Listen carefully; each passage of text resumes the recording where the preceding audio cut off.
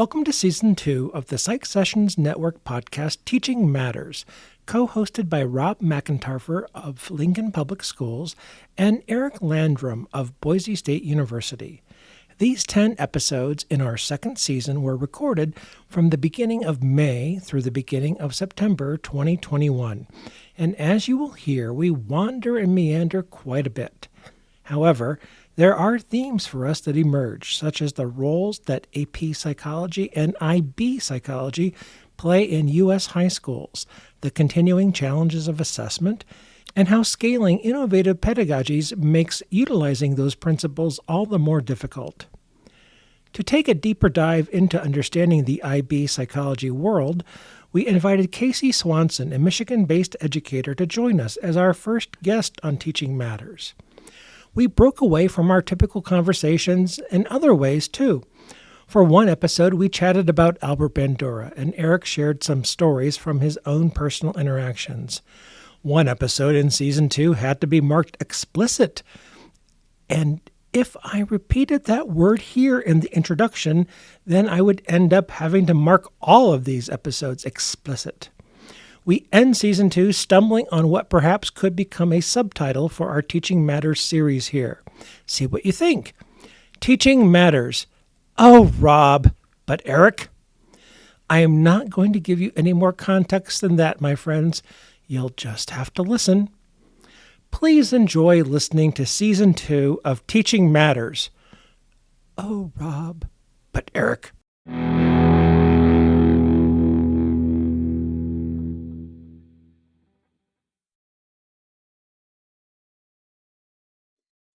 What dangerous topic shall we do? Do we want to follow up with thoughts about IB from a previous conversation with Casey, the high school teacher? It was delightful to talk to Casey. I'd always known that IB was out there, and there is an IB school in Boise, at least one that I know of. I was really trying to be polite because he seems like an amazing person. Yeah. But it struck me, and maybe you can help me with this. It struck me that, how do I say this? We may have to edit this out. Sure. IB seems like it's only available in very wealthy communities. Yeah, I liked that. I don't think Casey would mind, and I don't think we need to edit this out, but our decision later on, I guess. I think that was a really good question for Casey, and I don't think we really explored it all that well. And the way to explore it would be an empirical question. And I'd love to know that. And I bet that would be possible. I don't know how easy it would be, but I think I do know that it is a very expensive program. Who bears that expense would be what we would have to figure that out. And that's not to say that everybody has to have access to everything equally, but if we're in an age where we're paying attention to diversity, equity, and inclusion, I want to be fair. Not everyone can afford to attend a Boise State or a University of Nebraska-Lincoln. Like, there are haves and have-nots in the world, but the IB program to me sounds luxurious. Less content over 2 years with an individualized research project sounds amazing. And I kept wanting to say, well, who pays for that? And does every student in a school district have equal opportunity to opt in intellectually as well as equal opportunity culturally to opt in? I think it's a cool topic, and I bet maybe we could find some data and have Casey back and dig into that. I think that might be an interesting topic for all of us. I would love to see data on both AP and IB and IB offerings at schools with different levels of participation in the free reduced lunch program. I think that would be fascinating.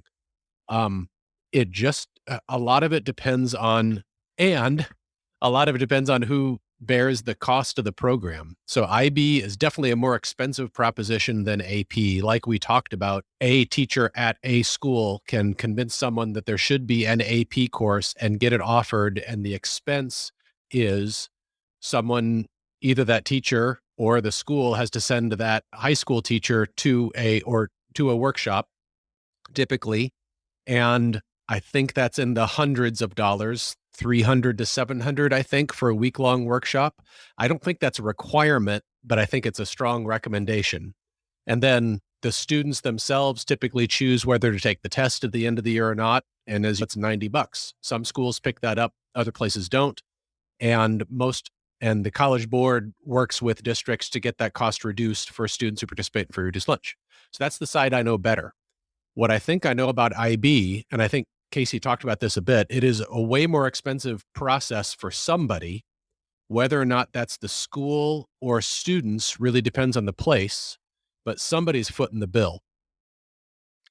Yeah, and it's not to say that it's not worth it, because what he described was an amazing experience. In fact, it's so well worth it. We want every student and every parent to have the choice to choose it for their son or daughter, but we know it's not available. And we heard his challenges about seat time and how do you schedule in a school the IB course against the non-IB courses. And teachers have to cooperate, giving up an hour here or an hour there for a block. And there's only 6 periods in a day, but you have to have 7 hours. And, schools do things like 0 hour, right? Where students are getting to school at 6:25 in the morning so they can do all these extracurriculars or these extra things. So it's interesting. And one would think that the College Board or ETS or someone's done the studies comparing a regular college course versus a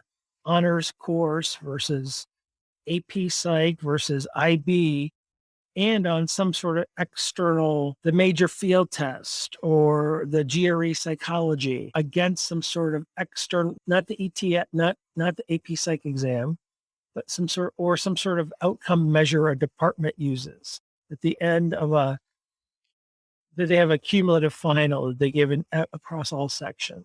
There's a few of those in the literature as well, because, well, I was going to say ultimately, but maybe it's not. One desired outcome was that those high school experiences were equivalent to a college level course. Right. If you listen to IB, I think they're doing more than most college level intro psych courses.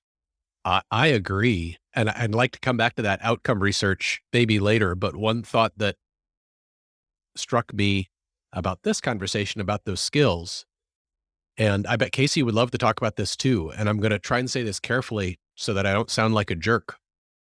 You and I have talked previously about skills and what skills students should come out of in certain classes, let's say intro psych.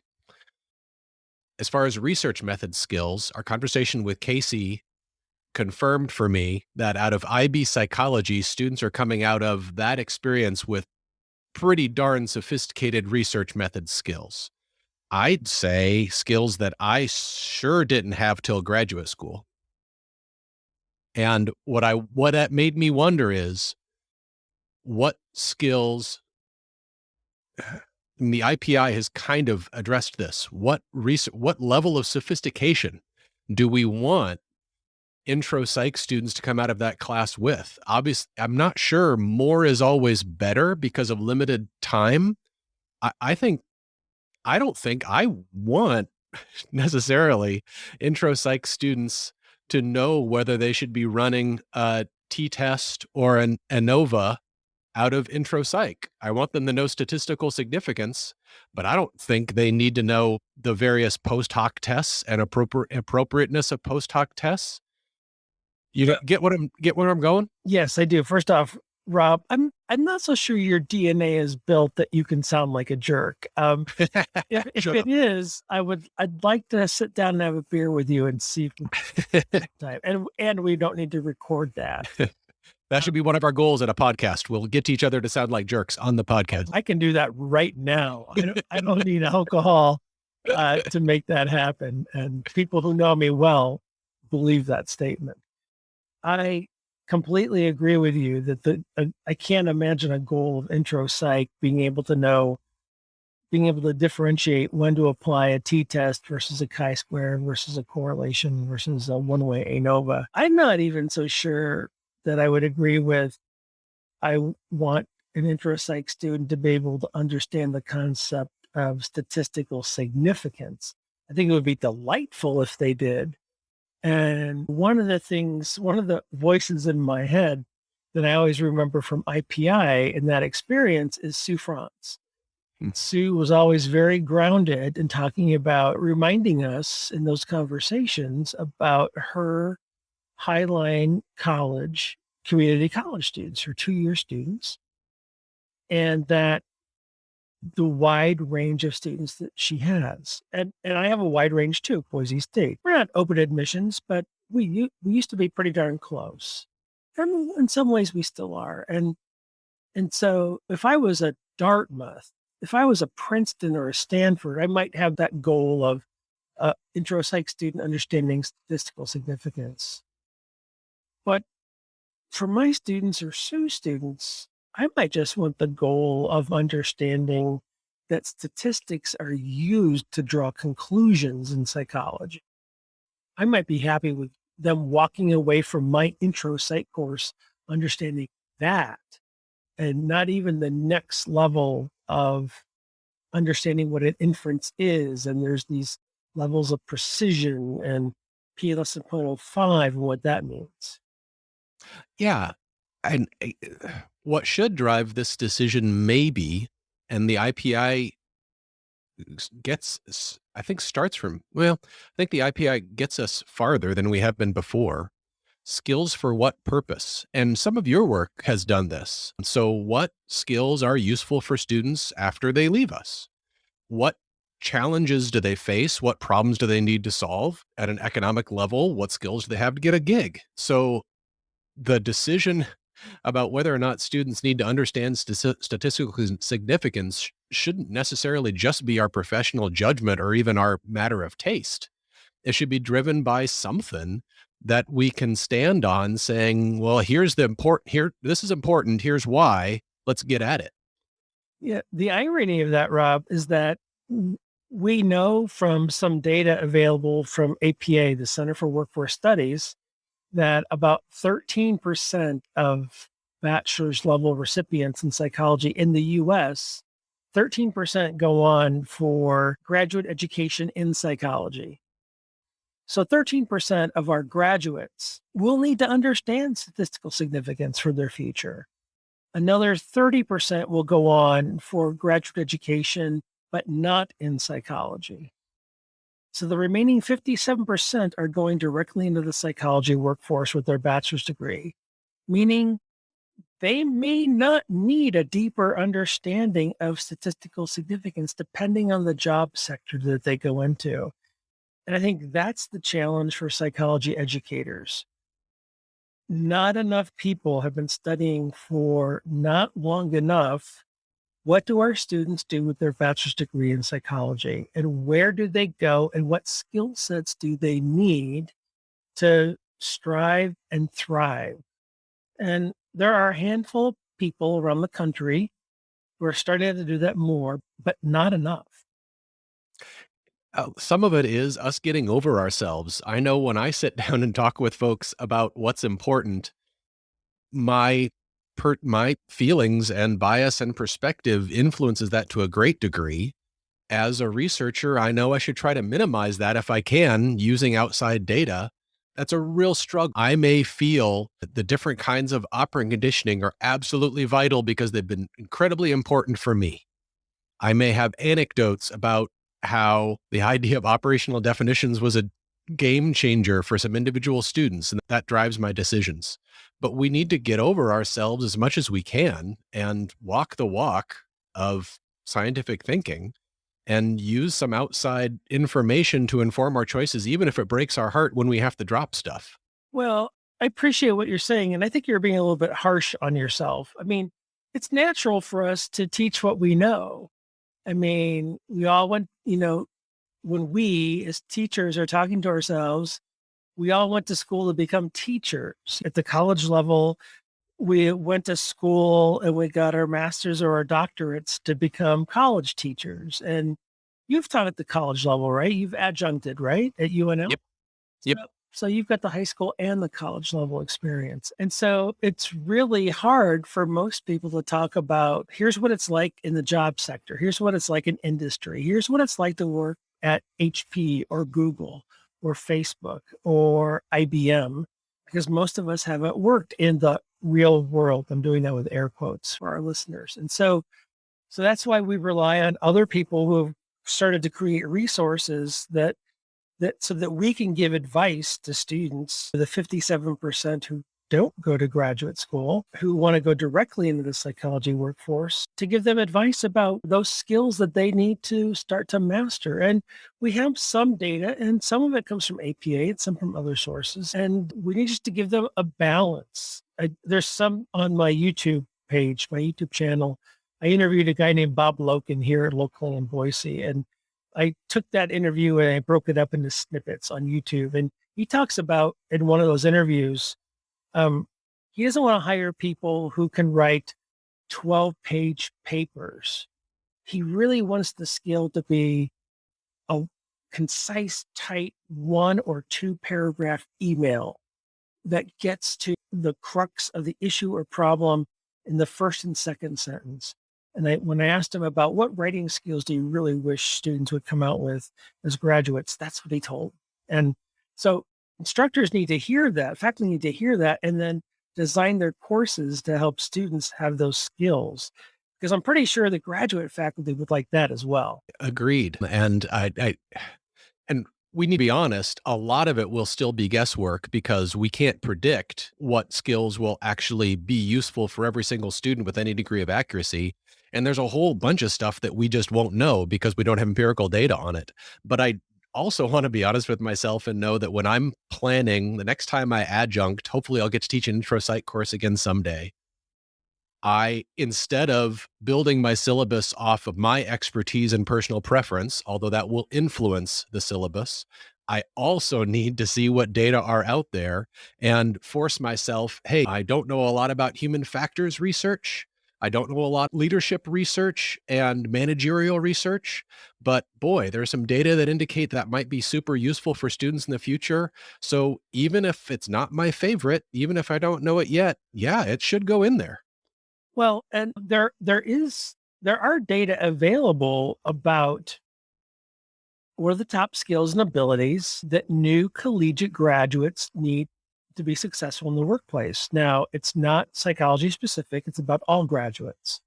So, I mean, there are national surveys done of executives and human resource managers that come out from time to time. So, we don't have to guess about the skills and abilities our students are going to need to be successful. Again, they're not psychology specific. I think it shouldn't rest on one instructor's shoulders.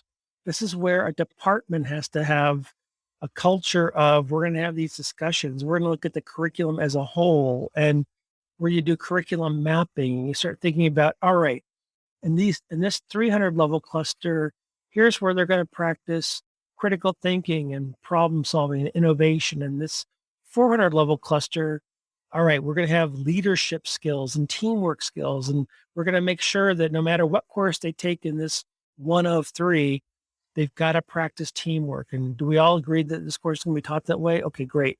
Okay, when we hire adjuncts, they're going to teach it this way? Yep, okay. I think it doesn't have to fall all on you or all on me. It has to be a coordinated effort. Yeah, and that loops us back in maybe an interesting way to another difference between the IB program and the AP program. And Casey hit on this too.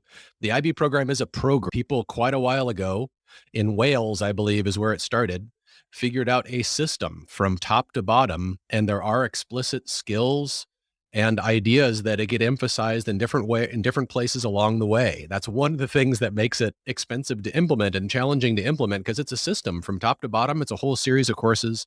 AP's one-off. You can have an AP psychology course in a high school and no other AP course offered. So it isn't a system from top to bottom, which creates challenges. It's also I don't think we explored this with Casey too much, so I'd love to talk about it further someday, maybe if we get another chance. It was built for a specific purpose in a cultural context. So that my cross-cultural education knowledge is pretty limited. So I'm out on a limb here, but a lot of European countries where the IB program definitely originated and is still emphasized have a super different attitude towards access to education than other countries do, like the United States. I know just from my daughter's experience in studying German, students are tracked into different levels of high schools pretty early on in Germany based on test scores and possibly other factors. So I would bet that in the where IB originated in Europe, I bet not all students have equal access to IB education where it started, and they're tracked early on. Translating all that to the United States is where it gets messy because we think, or we purport to have a different attitude about openness to different levels of education. And I think there might be a cultural conflict there. No, I think you're right. At least, though, if I hearken back to my very vague understanding of the German educational system, there was Gymnasium. And it was during that time you got ported into tracks, like you just said. And so some people were going to go into the vocational track. You were identified you were going to be a plumber or a tradesman or a craftsman. Some of you they were going to become pilots. Other were going to go to university, and like 14 or 15, it was already predetermined. It was really difficult to change, as opposed to, you're right, that you go to college and you can be undecided and it can be wide open. And so you're right. It could be that maybe the IB is misunderstood or not understood, lacks understanding, only because Americans adopted it from a well understood European system. That makes really good sense to me. Yeah, and that blew me away when Casey mentioned that some students in Europe who are still waiting for IB scores, that score might determine what college they go to. And it's July. Can you imagine American students being forced to wait to know what college they're going to go to until July before it just wouldn't work. Another super small case study, the school where my daughter attended and my son attends has an IB program, and she participated in the IB program. And you're pre-IB for about a year and a half. And then you declare that, yes, I want to do the full enchilada and I want to go for the diploma, or no, I'm just going to take this IB course and this AP course or non-AP or non-IB. So weeding out is way too harsh a term, but it's not super inaccurate. For about a year and a half, you're trying things out, and then students self-select based on success after talking with their counselor about whether they're going to really do the full IB program or not. And that is an equity story too. It means that you're kind of auditioning and then you're given a thumbs up or a thumbs down about whether you're going to participate. AP and College Board is really going in completely the opposite direction. There's a program called AP for All now that's gaining traction in some areas of the country, where instead of a weeding out, it's a open call for anybody, any student at this high school who wants to take AP should. As a matter of fact, some high schools in the AP for All program, some high schools are saying, everybody, if you sign up for this high school, if you go to this high school, guess what? You're going to try an AP course. Everybody is going to try an AP course. So a couple things come to mind. So maybe I don't think I understand the benefit of an IB diploma. That'll differ depending to you ask. I talked with Casey about this quite a bit because like I said, my daughter was in the program and got the IB diploma, and it seems to vary dramatically depending on whether you want to study in the US or internationally. I've heard, but I don't have direct experience and I don't have empirical data, that it can be very advantageous if you want to study internationally. So a US student who wants to go overseas to study, there might be real tangible benefit in admissions and maybe placement and things like that. Within the US, I've heard from other students who are at the same high school in the same IB program that it's seen as a benefit for admissions, but that's hard to quantify exactly how much, because admissions is kind of a black box and a bit mysterious. And then, as Casey said, colleges vary radically in the amount of credit they give for IB classes and the IB exams. So I'm afraid that's hard to generalize. I will go out on a limb and say I think College Board is so much the 500-pound gorilla that it is way easier to get credit for college classes with an AP score than it is an IB score right now. Yeah, and I'm going to try to say it another way. I want to see if you think this is fair or unfair or just or unjust. Would it be fair to say that the AP system allows students to earn credit in a way that is very market driven, meaning as long as you got the money, you got a chance of earning the credit. But the IB system is in some ways is not as much money driven on the end of the student. It is merit driven. You have to know your stuff and commit for 2 years. I mean, you do have to be in a place that has a school has to have made an entire commitment. It seems like money will buy you into an AP program for $90. You have a chance, but it takes more than $90 to have a chance at IB credit. Yeah, I think that's a complicated argument because that's definitely true in a way. But in another way, if we're talking money as a barrier to access,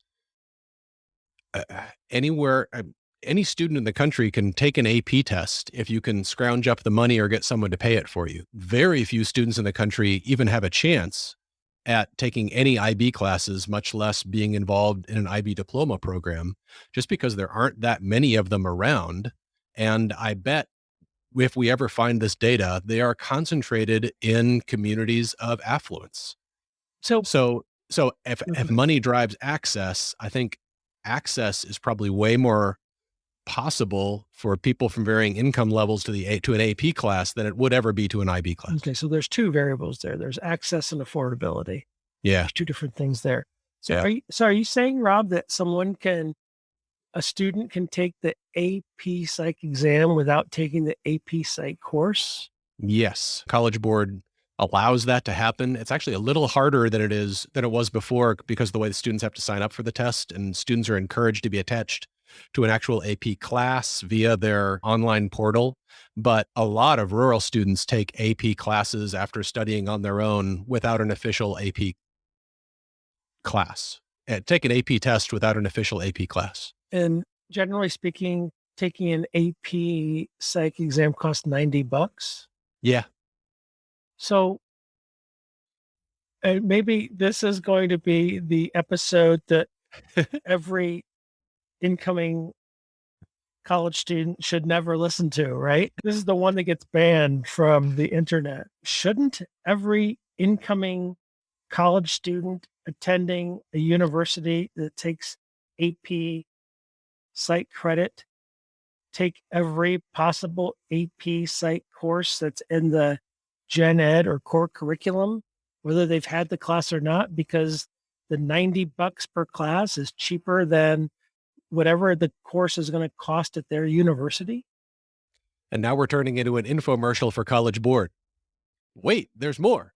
We kind of are, but I mean, why not try to get the 3 and skip over if enough to get a 3? And if the AP exam equivocates to what someone knows taking a college level course, why bother taking the college level course?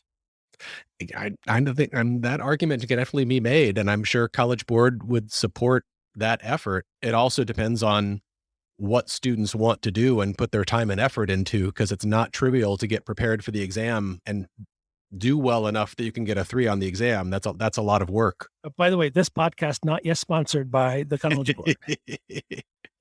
This is when Eric and I cash in. We got to give Garth his cut too. Right. But I mean, I know I'm being cynical about it, but I mean, a really sharp, bright student, of which we know hundreds, if not thousands, who's been reading a lot, paying attention all throughout high school, geeks out on school, $90. Yeah.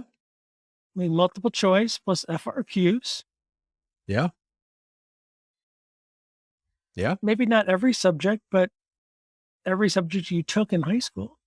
Yeah. That's essentially, I think, the argument College Board makes about the purpose of AP classes and AP testing. Even if the class isn't available, yeah, a student might be able to study up on their own and pass the class. Or, I know and you're being a good teacher, and I'm not even study up. Yeah. Just take a swing. I mean, you probably never did this, student McIntyre, but when I was in college, there were occasions where I didn't study for an exam and was able to limp by and pass it. Yeah. And the distribution of scores depends to some extent on some of this behavior. The composite scores on an AP exam are 1, 2, 3, 4, or 5. Every year, there is a significant proportion of students who get 1s, which means test did not go well for them, or it accurately measured that they don't really have a lot of the knowledge and skills. Some of those 1s and 2s were students who actually took the class. Yeah. Another element of this, at least locally, do you have a lot of dual enrollment programs where you are? We do, indeed. Yes. So that's another layer of this argument, because within a dual enrollment sense, well, yes, take the high school class, but don't worry about the test because we got you. As long as you take the class and it's approved and you get the grade you get in the class, and we've defined that as a C or a B or an A, you get the college credit and we don't need the College Board involved. And that's exactly right. And Boise State they're offering our general psych taught by instructors trained by us and approved by us at a couple of local high schools as concurrent or dual enrollment. And yeah, that's right. They don't take the AP Psych exam, but they're taking the normal, typical Boise State college course just at the high school. So underneath all this, or on top of all this, or somewhere in all this, is what we mean by credit. Because the end result of all this is credit. And what does credit mean? And philosophically, I think what we want credit for a college class to mean is you've acquired some knowledge and skills that you can use later.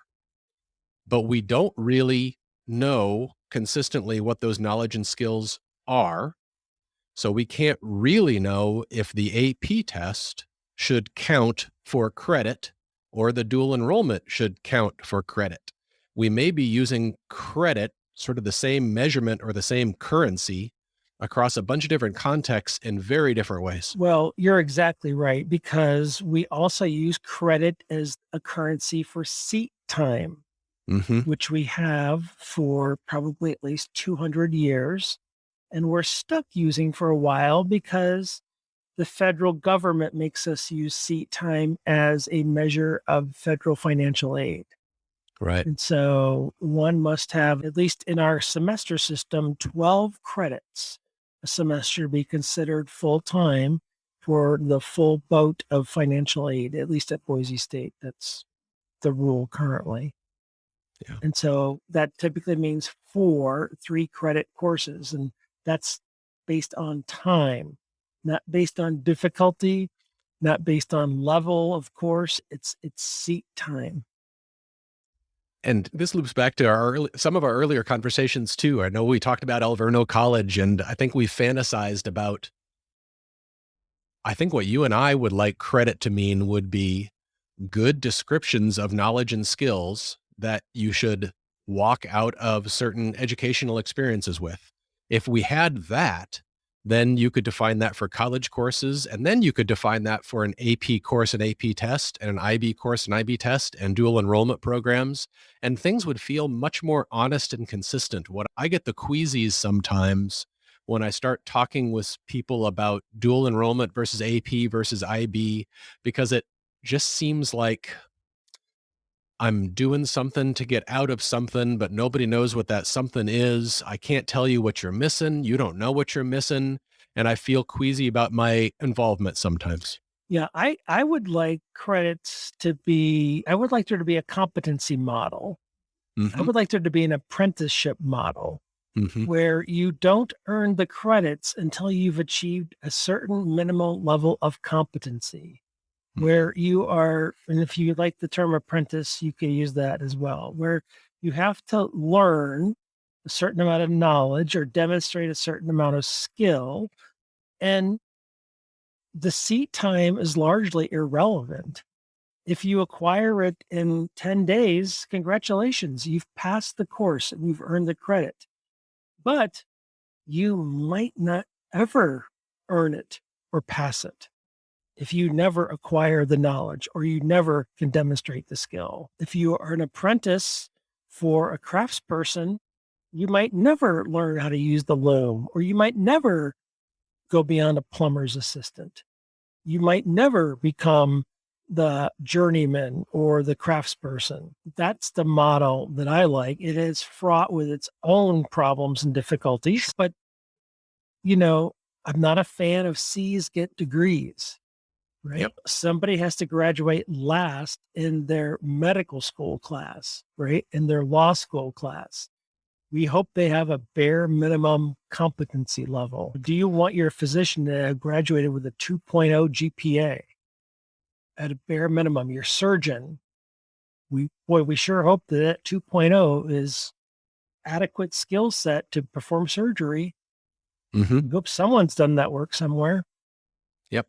And I think the phrase competency, the word competency is, I think, really useful. And I think I agree with you. I got to look up Alverno again recently for a different project. And I think they even used that word on their evaluation and assessment page. This is more naivete, but when students and parents sometimes do ask me IB, AP, college, dual enrollment, that sort of thing. And where I start, this often isn't where they want to finish, but where I start is, I think it is easier to think about the competencies that you will probably acquire in different programs. And we heard from Casey about the competencies that you acquire in an IB program. We can kind of know the competencies you will probably acquire in an AP class and taking the AP test. It's harder with an unknown college class because you don't know whose class you're going to be in, but maybe you can figure that out. If you're going to take a certain class and it's got a dual enrollment program, look at the class syllabus, talk with the teacher and figure out what the competencies are too, and make the decision. This is the naive part. Make the decision about what you want to do based on what you want to learn rather than what credit you want at the other end. Yeah, but Rob, it's even harder than that. You're right. So if you're taking that IB class from Casey and you're having the experience that he described, you're having an amazing experience. You're designing a study. He's going to be able to provide an awesome letter of recommendation to get into college. That is great. If someone's having their AP Psych class from you as their instructor for a semester or even a year, they're going to have an awesome class. They're going to earn those 3 credits for college. They're going to have a leg up. They're going to be ahead when they get to college. That's going to be awesome. That same student could go to a community college, a 4-year college, 4-year university, and they could have a really great experience in their intro psych or a really lousy one. And sometimes not skipping intro psych in college gives them a chance to connect with an instructor, and they take a second class from that instructor and they become a teaching assistant or a research assistant. So if they skipped it, having a great pre-college experience, they are actually missing out on making a networking connection in college, even though there was a beneficial effect of getting ahead and having a great experience and maybe saving some money down the road because they can graduate a semester earlier while they're accumulated. So it's like, as you described, it's super complicated. There's no one size fits all answer. I know some universities worry about the financial impact on their bottom line. Some psychology departments worry about if we accept too many IB and AP credits, our intro psych enrollments are going to go down. Yeah. Now, other psych departments think, thank goodness AP and IB are around because it's going to relieve some of the pressure valve and it's going to make more seats available for our on-campus and online AP and IB. And so I've heard that argument as well. Yeah, and there's economic incentives and logistic incentives on the multiple sides of this. The more we can all keep reminding ourselves that credit is supposed to mean learning, and each individual learner should get to the point where they they can have a role in deciding what they want to learn. So what they need to know is, what am I going to learn? And IB and AP kind of have that built in. Good college classes and departments have that built in, and high school courses, but it's not always transparent. It can be really hard for a student, even a student who knows what they want to learn or what kind of experience they want to have, let's say, to get the information they need to make that decision. That can be a big challenge. So that may be our challenge and college and high school folks' challenge.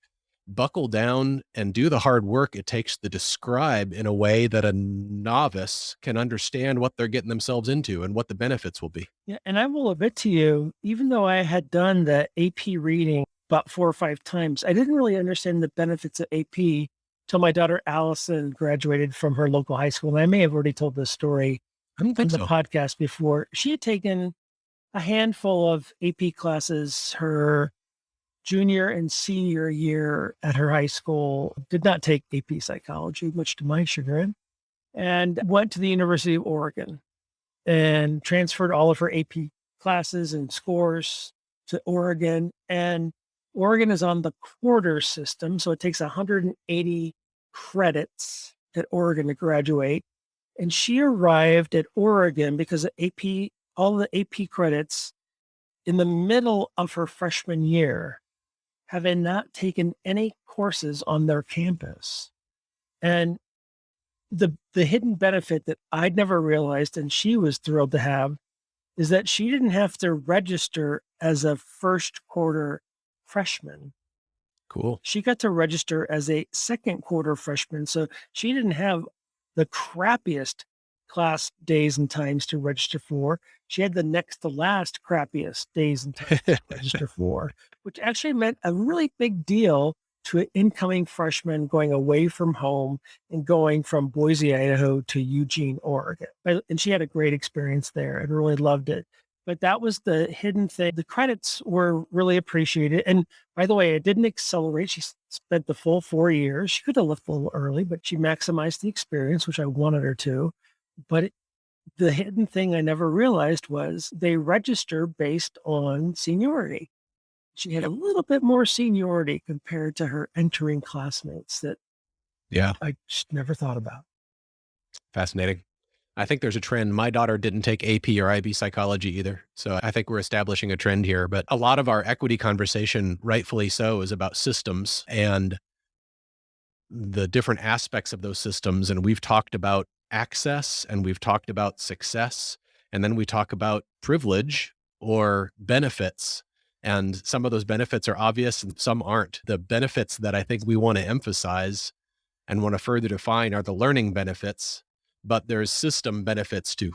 Yeah. And by the way, thank you for mentioning privilege. And because she was privileged because she went to a school that had so many different AP courses and great teachers. And I had the privilege that I could afford to pay for all of those. The school at the time, I think they do pay for it now, but at the time I had the privilege of having a job where I could pay for every single AP test that she wanted to take. She didn't have to take them. It was an opt-in at the time. And you're exactly right. There's privilege there as well to be able to afford to pay the, I don't know if it was $90 at the time, but be able to pay for every single test. Yep.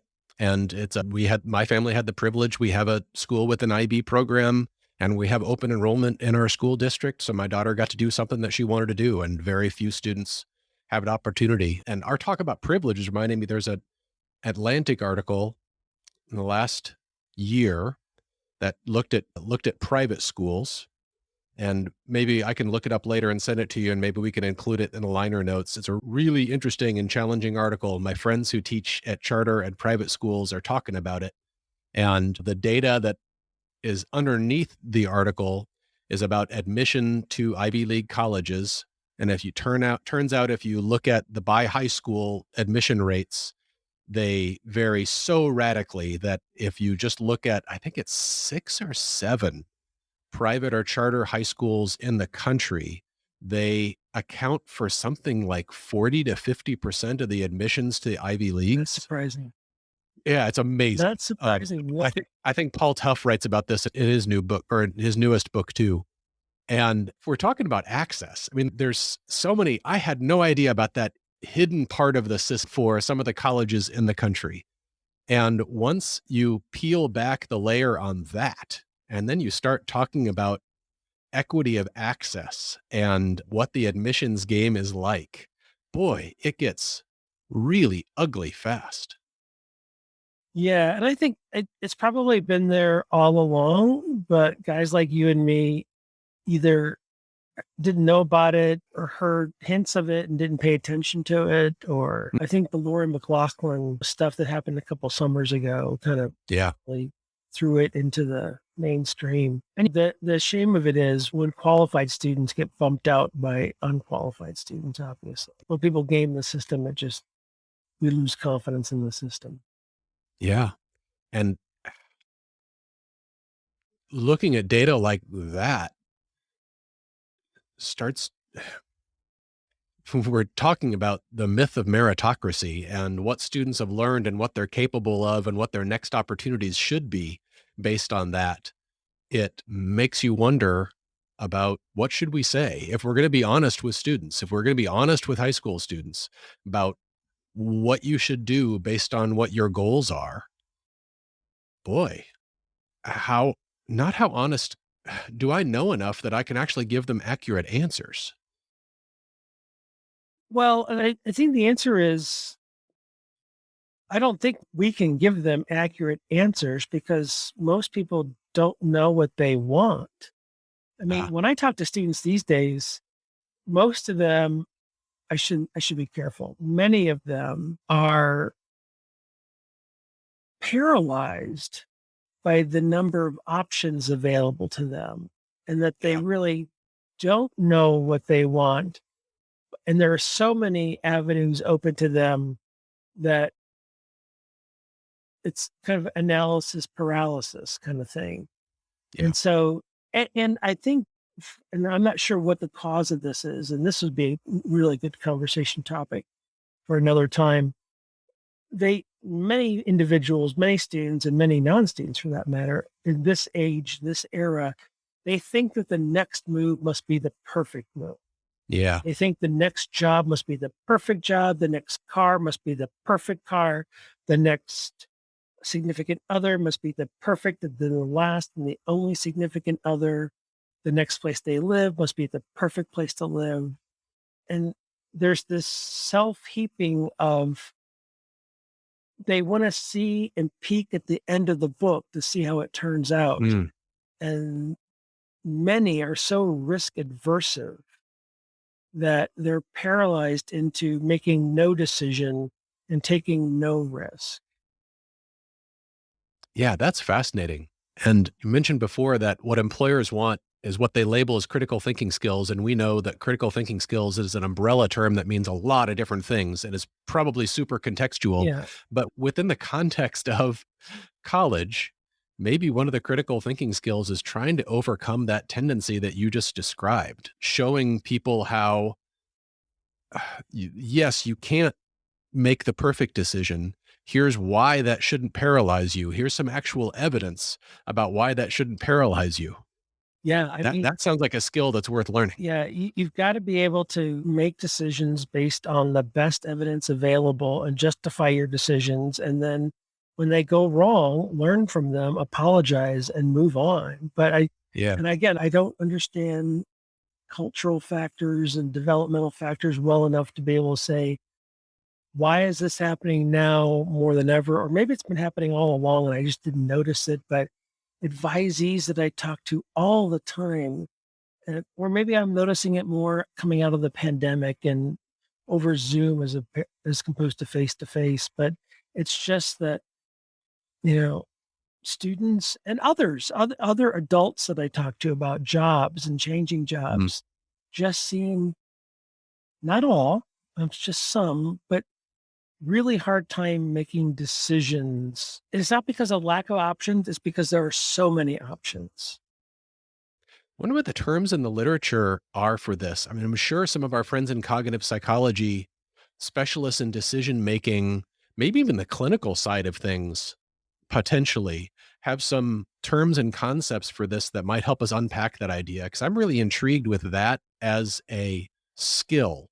Faced with a decision that feels important, given a limited amount of evidence, I'm able to use that evidence to decide and be okay with that decision. That is a super important adult skill, but I don't know the words for it. Yeah, you have to be okay with the uncertainty. You don't know. You take a new job and you want it to be great, but you don't know how it's going to turn out. You don't know if you're going to like your boss. You don't know if you're going to like your coworkers, or you move into a new apartment or a new neighborhood, or you move into a new city and you've never lived there before and you don't know anybody. And I think recent college graduates many of them are struggling with that uncertainty. And it feels like to me, again, I don't have data about this. It feels like that this generation is struggling with that more than previous generations, but that's subjective to me. Yeah, but I wonder if I read a book called Scarcity, and I don't remember the author right now, and I'm not going to go Google it and look it up. So people can find a book called Scarcity, and cognitive psych and social psych co-authors, I think. The premise is that scarcity of resources has a dramatic impact on our ability to think about things. Is that the Heath brothers?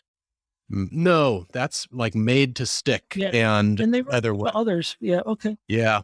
But I bet they get in on a lot of this other stuff. So I wouldn't be surprised if they cover some of the same ideas. But it was in conditions of scarcity, they will artificially induce conditions of scarcity in randomly a intervention group versus a control group. And the perception of scarcity causes people to think about things differently, more short-term thinking than long-term thinking. So where I'm going with this, Eric, is if there's a generational difference or a difference across time, maybe we need to acknowledge our privilege of non-scarcity. Maybe these decisions feel more important or are more paralyzing because of either scarcity or perceived scarcity by students. Does that make sense? Yeah. And I think for psych majors, there's something to that because there's more psych majors entering the workforce than ever before. Psychology continues to remain popular. There's more competition for good jobs. At the bachelor's level, there are not jobs exclusive to psychology majors only. So there is some scarcity there, but there's also always been pretty rigorous competition for the best jobs. So yeah, makes me wonder if one way to combat it is to dispel if the perceived scarcity is illusory. Maybe you can dispel that, and maybe it would work to show people this feels like a super high stakes decision, maybe because you think this is your only opportunity, your last opportunity. It's not, and here's the evidence why. Well, I know we got to wrap this up, but let me just add this to that. It could be a yes and. It's that and there's a lot of imposter phenomenon going on with our students. Couple that with, or it's and I see this in a lot of my advisees as well. Low confidence. I know what they can do. I've seen it. They've been my RAs. They've been my TAs. They've been psych officers. Yet imposter phenomenon, lack of confidence for whatever reason, which I don't completely understand. And then the world's their oyster, but they don't think it. They don't know it. They don't understand it. And then that paralyzing, I got accepted to 4 graduate schools where I'm not going to go to any. Yeah. I just don't think I can do it. Yeah. Graduate schools told you can do it. They accepted you. Wow. You know, that kind of thing. Yeah. So, boy, we covered a lot of ground. We started at IB and we ended up at the whole world and the entire higher education system. We'll redesign it next time. All right. Thanks, buddy. Thank you. It was great.